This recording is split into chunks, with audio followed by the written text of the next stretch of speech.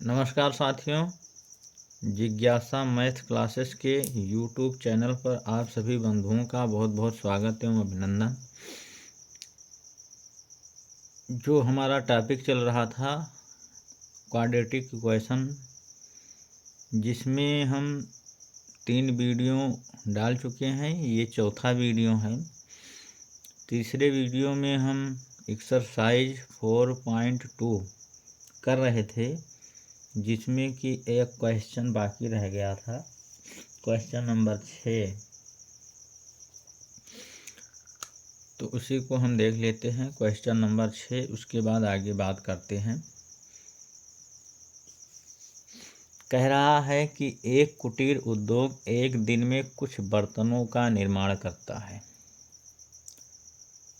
कुछ बर्तनों का निर्माण करता है तो मान लेते हैं कि एक दिन में जो उद्योग है वो x बर्तनों का निर्माण करता है।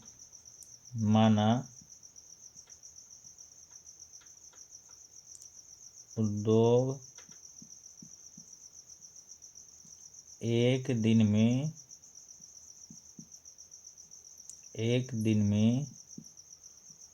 x बर्तनों का निर्माण करता है। मान लेते हैं कि एक दिन में यह उद्योग x बर्तन बनाता है। एक विशेष दिन यह देखा गया कि प्रत्येक नग की निर्माण लागत, एक दिन यह देखा गया कि एक नग की निर्माण लागत उस दिन के निर्माण किए गए बर्तनों की संख्या के 2 गुने से 3 अधिक थी। तो अब लिखते हैं प्रत्येक नग की निर्माण लागत।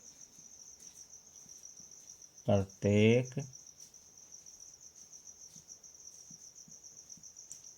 नग की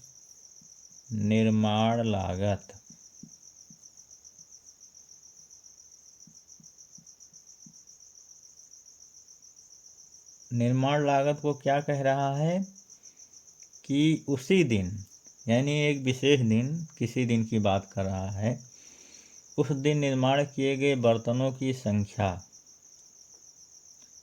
तो एक दिन में जो बर्तनों की संख्या निर्मित हो रही हो x है, बर्तनों की संख्या के 2 गुने यानी 2x से 3 अधिक थी, यानी 3 उसमें जोड़ देना है। तो चाहे तो इसको लिख लें,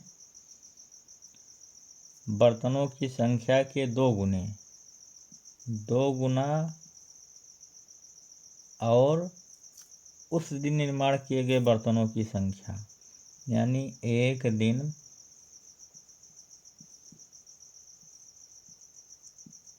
में निर्मित बर्तनों की संख्या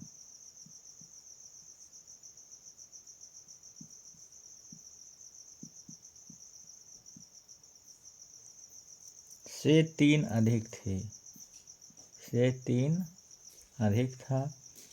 तो इसको लिख सकते हैं 2, और एक दिन में निर्मित बर्तनों की संख्या ये हमने मान लिया है x।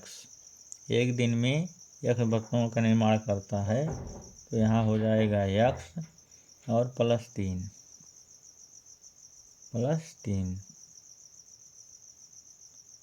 ये क्या निकला, निर्माण लागत। तो लागत हो गया तो यानी रुपये, 2x प्लस 3 रुपये एक नग का निर्माण लागत लग रहा है। यदि उस दिन कुल निर्माण लागत 90 रुपये था, यानी कि उसी विशेष दिन, किसी एक दिन जो बर्तन बनाए गए उनकी लागत 90 रुपये थी, तो निर्मित बर्तनों की संख्या और प्रत्येक नग की लागत ज्ञात कीजिए। तो एक नग का निर्माण लागत इतना रुपया है,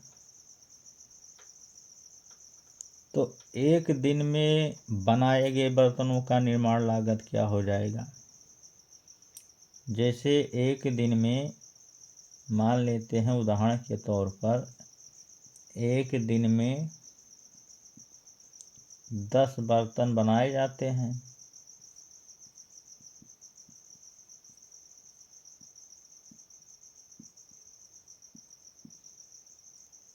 एक दिन में 10 बर्तन बनाए जाते हैं और एक बर्तन का लागत जो है, एक बर्तन का निर्माण लागत जो है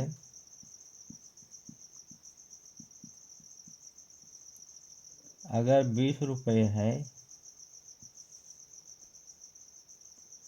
तो एक दिन में बनाए गए बर्तनों का निर्माण लागत कितना हो जाएगा? 10 गुणा 20 यानी 200 रुपये हो जाएगा। तो ठीक इसी प्रकार इस क्वेश्चन को हल करेंगे कि एक दिन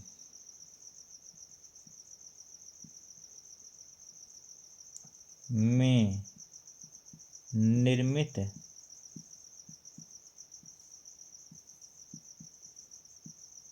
बर्तनों का लागत क्या हो जाएगा? एक दिन में x बर्तन बनते हैं, ये समझ लीजिए x है, यानी 10 बर्तन बनाए जाते हैं और एक बर्तन का लागत जो है 20 रुपये है, यानी यह जो है 2x + 3 है। तो इन दोनों का आपस में गुणा होगा, यानी x × 2x + 3 हो जाएगा।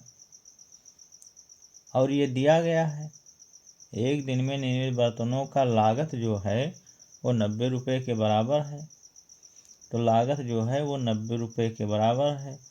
तो 90 बराबर x × 2x + 3 हो गया। तो 90 बराबर अब x का गुणा यहाँ करते हैं और x का गुणा इस पद में भी करेंगे। तो जब x का गुणा 2x में होगा तो 2x² हो जाएगा, x का गुणा x² हो गया, प्लस 3 का गुणा x से करेंगे तो 3x हो जाएगा। और इस 90 को इधर ले आते हैं तो 2x² + 3x - 90 बराबर 0। अब इसका फैक्टर कर लेते हैं। तो फैक्टर कैसे करेंगे? पहले पद और तीसरे पद का करेंगे गुणा, तो ये बना 180। अब 180 का फैक्टर करेंगे तो 90 हो गया, 2 से भाग करें तो ये 45 हो गया, 3 से अब भाग होगा तो ये 15 हो गया, फिर 3 से भाग होगा तो ये 5 हो गया, फिर 5 से भाग होगा 1 हो गया। तो 5 × 3 = 15 और 3 दूनी 6 दूनी 12, 15 में से 12 घटा दें तो 3 बच जाएगा। तो इसको लिखेंगे 2x² + 15 - 12 × x - 90 बराबर 0। तो 2x² + 15 और x का गुणा 15x हो गया और प्लस माइनस का गुणा माइनस हो गया और 12 और x का गुणा 12x हो गया, -90 बराबर 0। ये 2 पद हो गया, ये 2 पद हो गया। इन दोनों में कॉमन करते हैं x को, और तो कुछ कॉमन हो नहीं रहा है, तो यहाँ से बचेगा 2x + 15 और यहाँ से -6 कॉमन करते हैं तो 6 दूनी 12 2x और माइनस जब कॉमन हो गया तो यहाँ हो गया प्लस। 6 से भाग करेंगे 90 में तो आएगा 15, 15 छक्का 90 बराबर 0। अब एक पद ये पूरा हो गया, एक पद ये हो गया। इसमें भी कॉमन है, इसमें भी कॉमन है। क्या कॉमन है? 2x + 15। तो 2x + 15 को हम बाहर निकाल लेते हैं तो बचा क्या अंदर? यहाँ से बचा x और यह भी बाहर निकल गया तो यहाँ से बचा -6। बराबर 0। अब एक बार इसको 0 के बराबर करेंगे, एक बार इसको 0 के बराबर करेंगे। तो 2x + 15 को जब 0 के बराबर करेंगे तो 2x = 0 - 15 हो गया। यानी x बराबर क्या हो गया, अब 2 से भाग हो जाएगा इसमें। यह 2 और x के बीच में गुणा है तो ये 2 जाके भाग में चला जाएगा, तो -15/2। तो ये x का मान आ गया -15/2। अब दूसरा है x - 6 बराबर 0। तो x बराबर 0 + 6 हो गया, यानी x बराबर 6 हो गया। तो x को हमने क्या माना है, एक दिन में x बर्तनों का निर्माण करता है। एक दिन में निर्मित बर्तनों की संख्या को हमने x माना है। एक दिन में निर्मित बर्तनों की संख्या को हमने x माना है। तो निर्मित बर्तनों की संख्या जो है उसकी वैल्यू जो है 2 होगा, 4 होगा, 6 होगा। ये नेगेटिव नंबर तो नहीं होगा या दशमलव में तो नहीं होगा ना, तो इसको हम लेंगे नहीं। यानी एक दिन में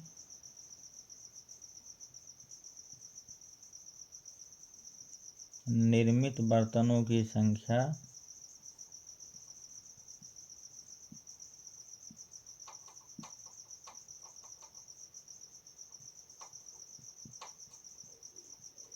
को हमने x माना है, जो कि 6 हो गया। एक तो आंसर ये हो गया। और दूसरा पूछ रहा है निर्मित बर्तनों की संख्या और प्रत्येक नग की लागत ज्ञात कीजिए। तो प्रत्येक नग की लागत जो है वो 2x + 3 रुपये है। तो प्रत्येक नग की लागत जो हो गया, प्रत्येक नग की लागत जो हो गया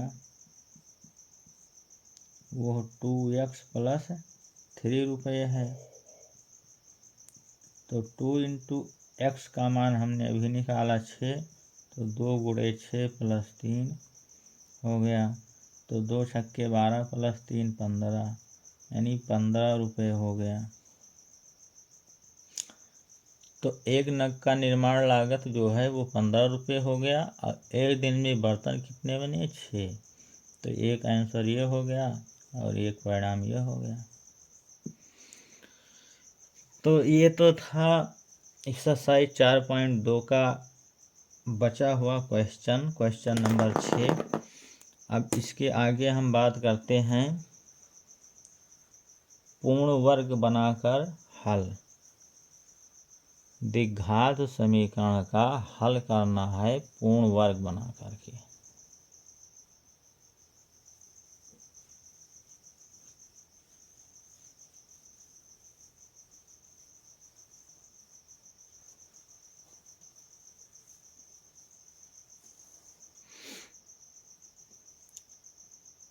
तो अगला जो हेडिंग है द्विघात समीकरण का पूर्ण वर्ग बनाकर हल। द्विघात समीकरण का पूर्ण वर्ग बनाकर हल ज्ञात करना है। तो द्विघात समीकरण का जो व्यापक रूप होता है वो होता है ax² + bx और +c = 0। हमें पूर्ण वर्ग बनाने के लिए x² का जो गुणांक है वो गुणांक हमें हटाना होगा। तो a को हटाने के लिए हम a से सभी पदों में भाग कर दें। तो जब a से a में भाग करेंगे तो a से a कैंसिल हो जाएगा, यानी यहाँ बचा x²। और यहाँ पर जब भाग करेंगे तो b/a और x हो जाएगा और +c/a = 0 हो जाएगा। अब जो x के आगे लिखा है ये b बट्टे ये, हमें पूर्ण वर्ग बनाना है। तो पूर्ण वर्ग बनाने की विधि की चर्चा अब हम कर रहे हैं कि कैसे पूर्ण वर्ग बनेगा। ये समीकरण दिया हुआ है, समीकरण से हमें एक्स स्क्वायर के गुणांक को गायब करना है। कैसे गायब करना है? जो एक्स स्क्वायर के सामने जो लिखा होगा उसी से हमें पूरे समीकरण के पदों में भाग करना है, और भाग करने के बाद जो x का गुणांक बनेगा उसमें हम करेंगे 2 से भाग। तो यहाँ एक्स स्क्वायर के आगे लिखा है b बटे ये, और अब इसमें हम करेंगे 2 से भाग। तो b बटे ये गुणे 1/2, यानी b बटे 2 ये हो गया। अब इसी का वर्ग हम जोड़ देंगे और इसी का वर्ग हम घटा देंगे, हमारा पूर्ण वर्ग बनकर तैयार हो जाएगा। तो x square plus b/a into x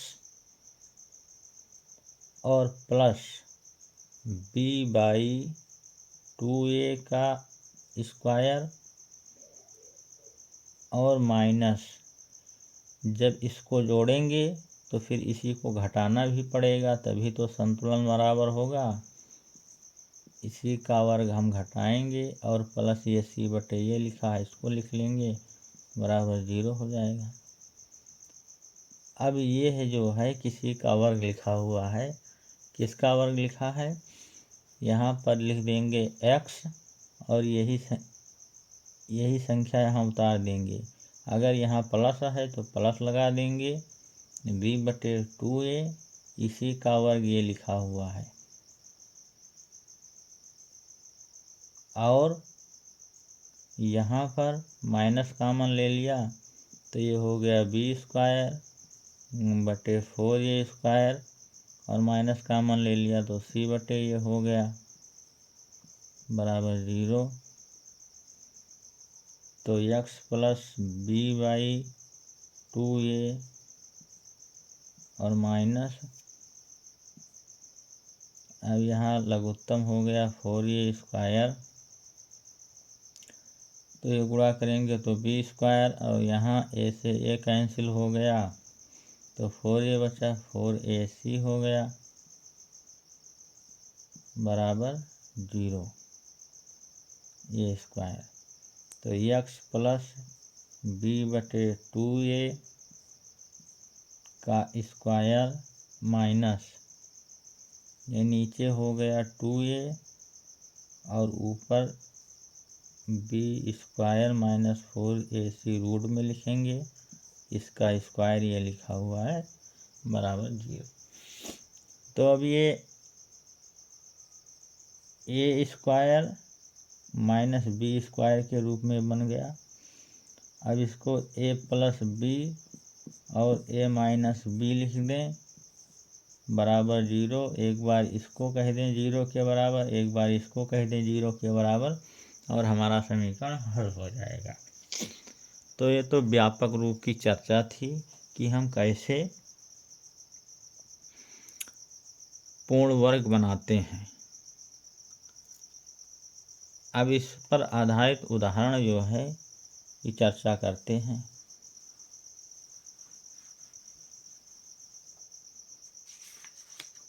जैसे उदाहरण आपका दिया हुआ है यहाँ पर, ये क्वेश्चन नंबर 7 जो दिया गया है, एग्जाम्पल 7 है, जो लिखा हुआ है 2x² माइनस 5x प्लस 3 बराबर 0, यह दिया गया है। तो हमने कहा था कि ax² plus bx plus c बराबर 0 अगर है तो x² के आगे जो लिखा है उससे भाग करके हम x² के आगे वाला गायब करते हैं। तो यहाँ पर जब भाग करेंगे तो x square plus b by a x plus c by a बनेगा बराबर 0। इसी प्रकार यहाँ एक्स स्क्वायर के आगे 2 लिखा है तो 2 से हम तीनों पदों में कर देंगे भाग। तो 2 से जब यहाँ भाग करेंगे तो ये एक्स स्क्वायर बन जाएगा, यहाँ करेंगे तो ये 5/2 एक्स हो जाएगा, यहाँ पर जब भाग करेंगे तो ये 3/2 हो जाएगा बराबर 0 हो जाएगा। अगला स्टेप हमने कहा था कि इसको उठाइएगा, इसके आगे जो लिखा है तो यहाँ पर लिखा है 5/2, तो यहाँ पर हम 5/2 को उठाएंगे और भाग करेंगे 2 से। किससे भाग करेंगे? 2। तो 5/2 मल्टीप्लाई बाई 1/2 तो ये हो गया 5/4। इसी का वर्ग जोड़ना है और इसी का वर्ग घटाना है, पूर्ण वर्ग बन जाएगा। तो अब आगे लिखते हैं एक्स स्क्वायर माइनस 5/2 एक्स और प्लस 5/4 का वर्ग, इसी को जोड़ना है और इसी को घटाना है। 5/4 का स्क्वायर, इसी को घटाना है तभी संतुलन बराबर होगा, ये दोनों कैंसिल हो सकते हैं, और प्लस 3/2 लिखा है बराबर 0 हो गया। अब ये इतना पर पूर्ण वर्ग बन गया। इसका पूर्ण वर्ग बना, यहाँ एक्स स्क्वायर है तो एक्स लिख लेंगे, यहाँ माइनस है तो माइनस लगा देंगे, और ये वाला पर लिख लेंगे 5/4, ये इसी का स्क्वायर लिखा हुआ है। और यहाँ आगे हल करते हैं, माइनस कॉमन ले लेते हैं तो ये हो गया 25, 5 का वर्ग हो गया 25 और 4 का वर्ग हो गया 16, और माइनस जब कॉमन ले लिया तो ये भी माइनस हो गया, -3/2 बराबर 0 हो गया।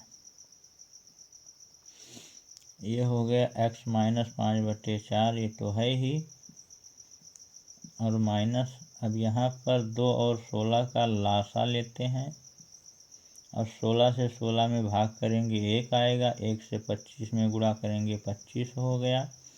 ये साधारण भिन्न का घटाव है, वही करना है। 2 से 16 में भाग करेंगे 8 आएगा, 8 से 3 में गुणा करेंगे 24 आ जाएगा बराबर 0 हो गया। तो x माइनस 5/4 का स्क्वायर और माइनस 25 में से 24 निकल गया, 1/16 बराबर 0 बन गया।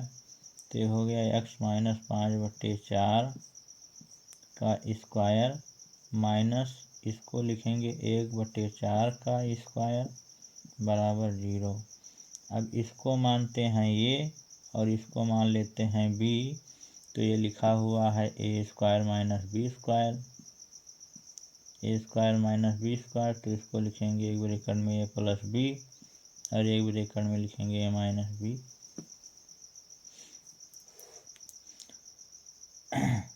तो a का तात्पर्य हो गया x माइनस 5/4 और प्लस b का तात्पर्य हो गया 1/4, ये हो गया एक ब्रैकेट में, और दूसरे ब्रैकेट में ये, तो a का तात्पर्य x माइनस 5/4 से हुआ और b का तात्पर्य माइनस 1/4 से हुआ, ये बन गया। अब यहाँ पर देखिए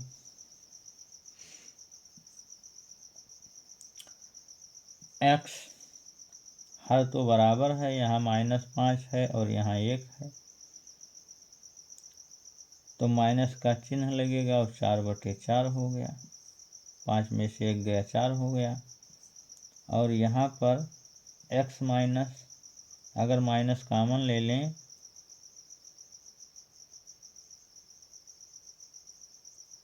तो ये बनेगा 5/4 और प्लस 1/4,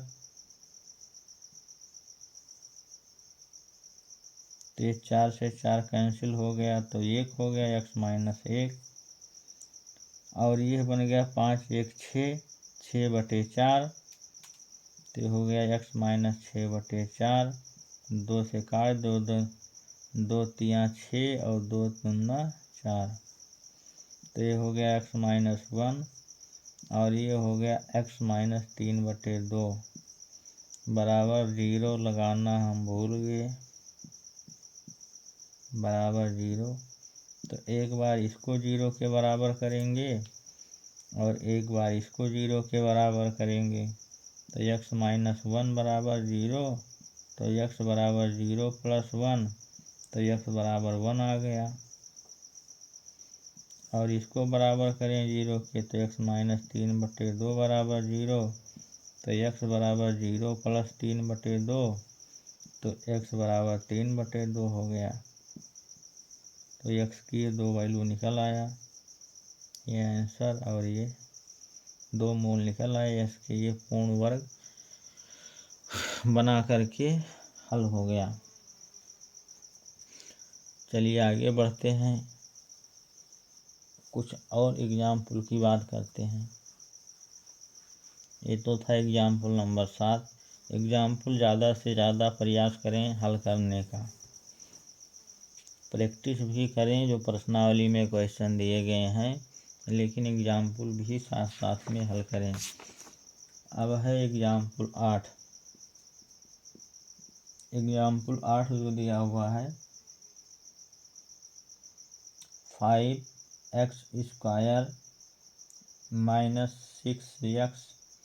6x - 2 बराबर 0 का पूर्ण वर्ग बनाकर गुणनखंड करना है हमें। तो सबसे पहला काम क्या है, x² के जो आगे लिखा है उसको गायब करना है।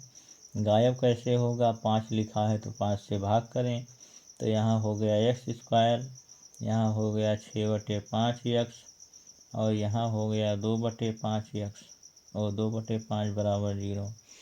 अब x के आगे जो लिखा है उसमें 2 से भाग करेंगे, तो x के आगे लिखा है 6/5 और इसमें भाग करेंगे 2 से, तो 2/1 हो गया। अब ये 6/5 गुणे 1/2 हो गया, तो 6 कम 6 और 5 दूनी 10, 6/10 का वर्ग जोड़ेंगे और इसी को घटाएंगे। तो यहाँ पर लिखते हैं x² - 6/5x।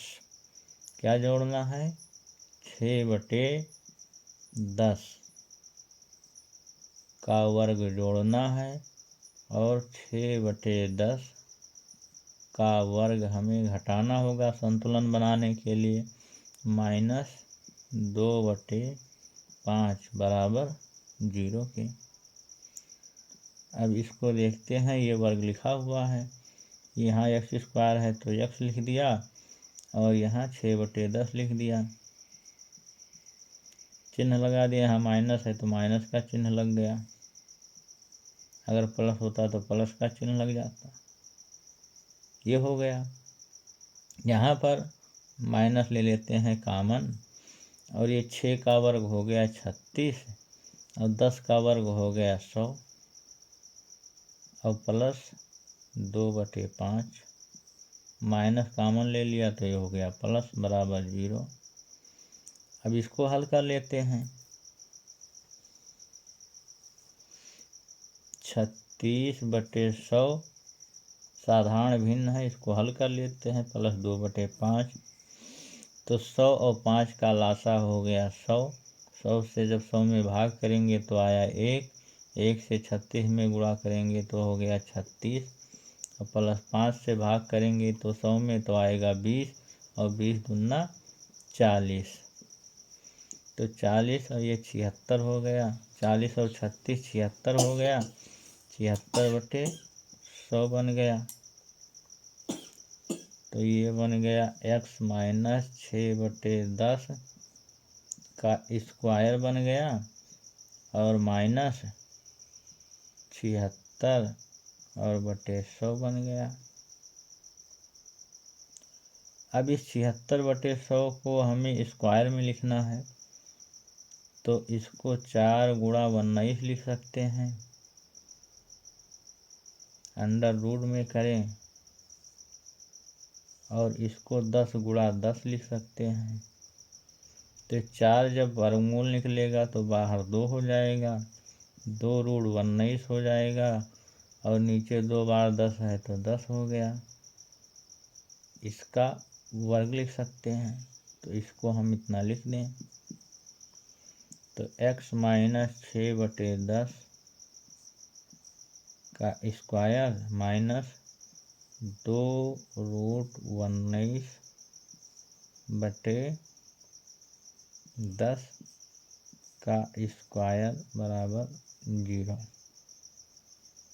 अब इसको a मान लें और इसको b मान लें, तो a square minus b square बन गया। a square minus b square, ये हो गया a प्लस b और a माइनस b। तो a का तात्पर्य हो गया x माइनस 6/10 और प्लस 2√19/10 एक ब्रैकेट में हो गया। दूसरे ब्रैकेट में हो गया x माइनस 6/10 और माइनस 2√19/10 बराबर 0।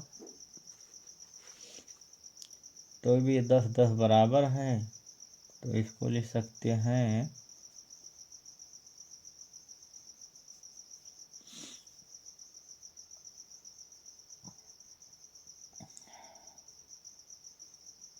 दो कॉमन ले लें, यहाँ से 2 और 2 यहाँ कॉमन हो रहा है, तो माइनस लगा दें, 2 कॉमन ले लें, तो ये हो गया 2 3 6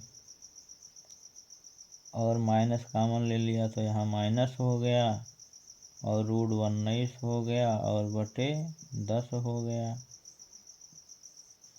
2 1 कम 2, 2 पंचे 10 हो गया। इसी प्रकार यहाँ x माइनस 2 कॉमन ले लें और 10 यहाँ 10 हो गया बराबर है, तो 2 3 6 हो गया, माइनस कॉमन ले लिया तो यहाँ प्लस हो गया और √19 हो गया और ये बराबर 0 हो गया। तो ये आ गया x माइनस 3√19/5, ये आ गया। इसी प्रकार यहाँ x माइनस 2 से 2 पंचे 10, तो x माइनस 3 प्लस √19/5 और ये बराबर 0। तो एक बार इसको बराबर 0 करेंगे, एक बार इसको बराबर 0 करेंगे। तो जब इसको बराबर 0 करेंगे, x माइनस 3 माइनस √19/5 बराबर 0, तो ये पूरा पद इधर जाएगा तो ये माइनस प्लस में बदल जाएगा, यानी x बराबर आ जाएगा 3 माइनस √19/5। ये x की एक वैल्यू आ गई। दूसरा वैल्यू x माइनस 3 प्लस √19/5 बराबर 0 करेंगे, तो x बराबर, ये माइनस इधर जाएगा प्लस हो जाएगा 3 प्लस √19/5। एक प्लस में आ गया और दूसरा माइनस में आ गया, ये दोनों इसके मूल हो गए, परिणाम हो गया।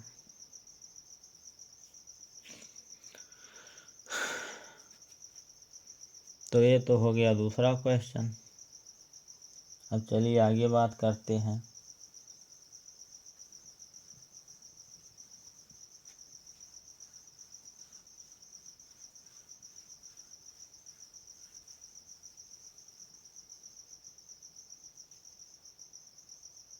एग्जाम्पल नंबर 9 की बात करते हैं।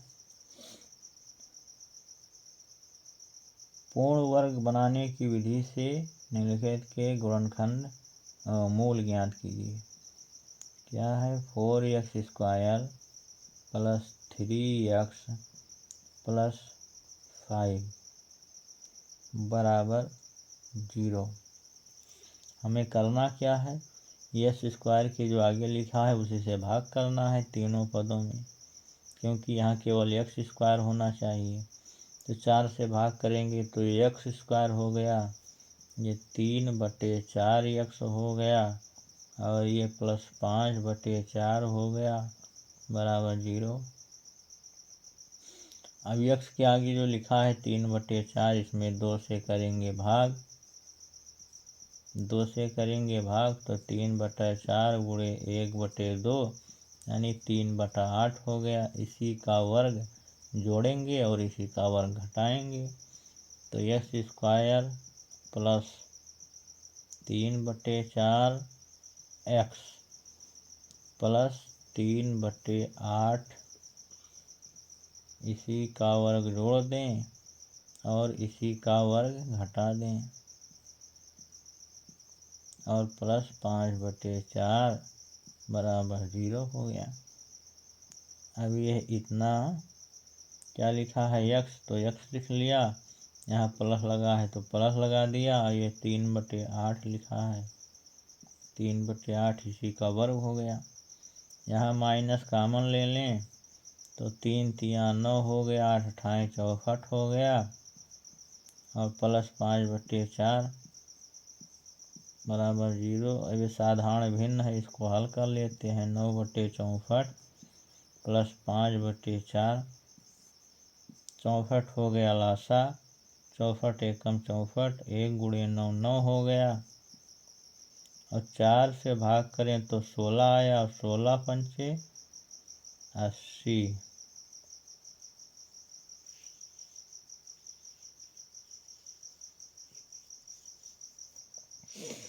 16 पंचे 80।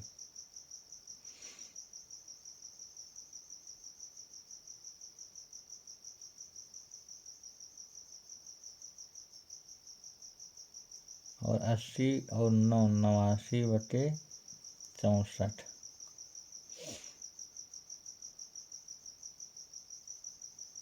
तो ये हो गया x प्लस 3/8 का स्क्वायर और यह बन गया माइनस 89/64।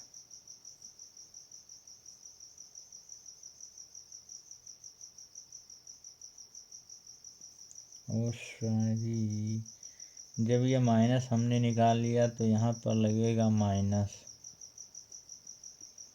माइनस कॉमन ले लिया तो यहाँ पर हो गया माइनस, तो यहाँ पर लगेगा माइनस, यहाँ पर लगेगा माइनस। देखिए यहाँ पर माइनस है, यहाँ पर प्लस है। जब माइनस हमने कॉमन ले लिया तो ये 3 का वर्ग 9 हो गया, 8 का वर्ग 64 हो गया और ये प्लस है तो यहाँ माइनस हो गया क्योंकि माइनस हमने कॉमन ले लिया। तो अब ये माइनस में आएगा, माइनस में कितना आएगा, 9 निकल गया तो 71 आएगा, 71/64, वो भी माइनस में क्योंकि माइनस का निशान ज़्यादा है। तो यहाँ पर आएगा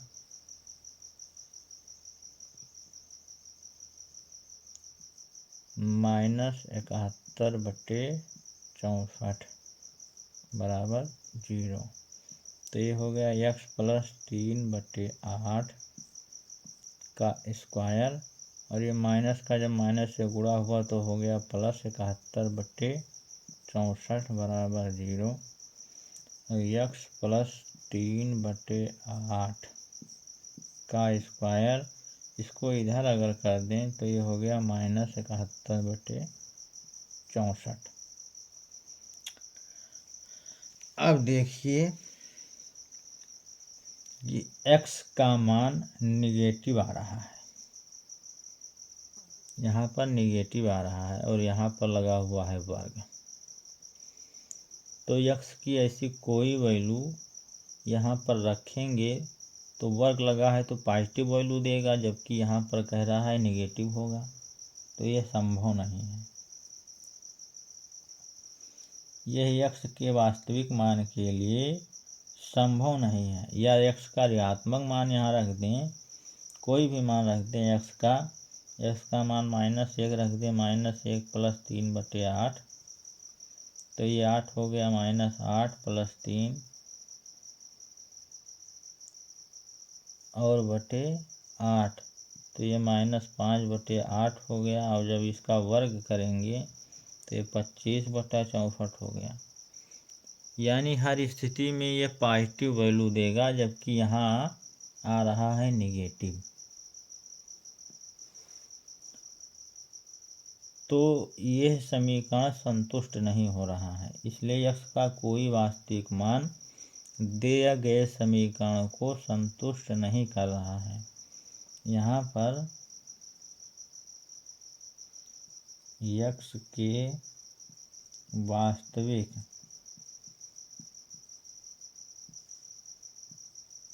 मान के लिए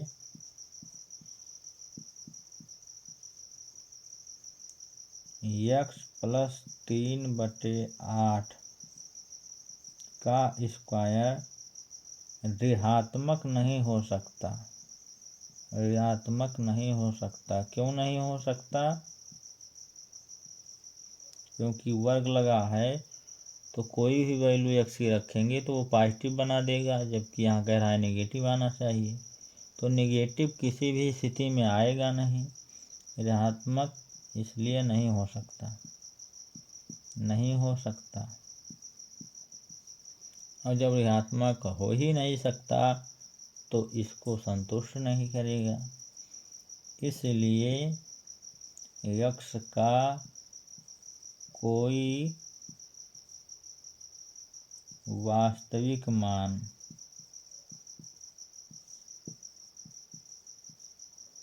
दिए गए समीकरण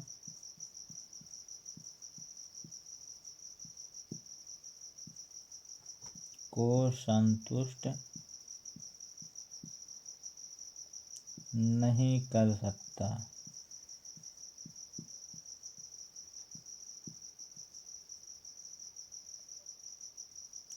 इसलिए दिए गए समीकरण का कोई वास्तविक मूल नहीं होगा। दिए गए समीकरण का कोई वास्तविक मूल नहीं होगा।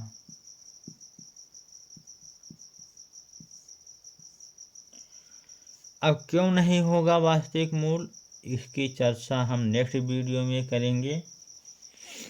जो मूलों का विविक्तर होता है, जैसे हम समीकरण को देखेंगे और यहीं से हम पता कर लेंगे कि समीकरण के मूल कैसे होंगे। दो भिन्न मूल आएंगे कि दोनों मूल समान आएंगे कि दोनों मूल काल्पनिक आएंगे। जैसे यहाँ पर निगेटिव हो गया, तो निगेटिव कब आ सकता है? जब यहाँ पर आयोटा होगा, जो कि आपके सिलेबस में है नहीं। तो इसलिए कोई वास्तविक मान नहीं हो सकता, यहाँ पर काल्पनिक मान हो सकता है।